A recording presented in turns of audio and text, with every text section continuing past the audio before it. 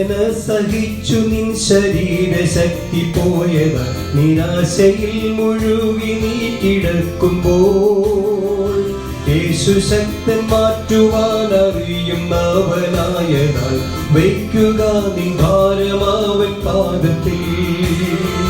വേദന സഹിച്ചു നിൻ ശരീരശക്തി പോയതാൽ നിരാശയിൽ മുഴുകി നീ കിടക്കുമ്പോൾ യേശു ശക്തൻ മാറ്റുവാൻ അറിയുന്നവനായതാൽ വയ്ക്കുക നിൻ ഭാരമാവൻ പാദത്തിൽ.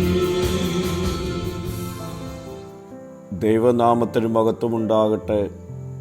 ഇന്നത്തെ പ്രഭാത ധ്യാനത്തിനായി 38-ാം സങ്കീർത്തനം 10-ാം വാക്യം.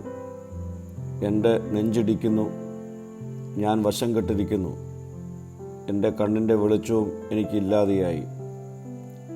ശാരീരികമായും വൈകാരികമായും ആത്മീയമായും തളർന്നുപോയ ഒരു മനുഷ്യൻ്റെ ചിത്രമാണ് ഈ വാക്യത്തിൽ കാണുന്നത്.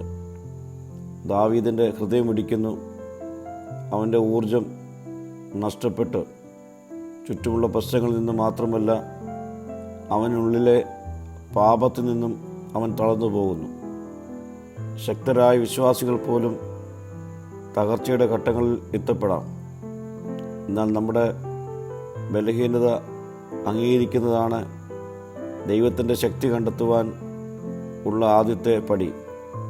പ്രിയ സ്നേഹിതരെ, നിങ്ങളുടെ ഹൃദയം ഭാരമുള്ളതാണെങ്കിൽ, നിങ്ങളുടെ മനസ്സ് ക്ഷീണിച്ചിട്ടുണ്ടെങ്കിൽ, നിങ്ങളുടെ ശക്തി നഷ്ടപ്പെട്ടിട്ടുണ്ടെങ്കിൽ അത് ദൈവത്തിൽ നിന്ന് മറയ്ക്കാതെ അവൻ്റെ സന്നിധിയിലെത്തുക.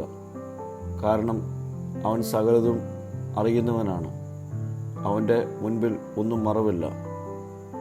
അവൻ്റെ സന്നിധിയിൽ താഴ്മയോടെ നാം എത്തിയാൽ അവൻ നമ്മെ ശക്തീകരിക്കുവാനും ബലപ്പെടുത്തുവാനും നമ്മുടെ പ്രശ്നങ്ങളെ പരിഹരിക്കുവാനും മതിയായവനാണ്. പ്രാർത്ഥിക്കുക. കർത്താവേ, ഞാൻ ദുർബലനാകുമ്പോൾ എൻ്റെ ശക്തിയായി നീ മാറണമേ. മഹത്വം നീ എടുക്കണം. യേശുവിൻ്റെ നാമത്തിൽ തന്നെ. ആമീൻ.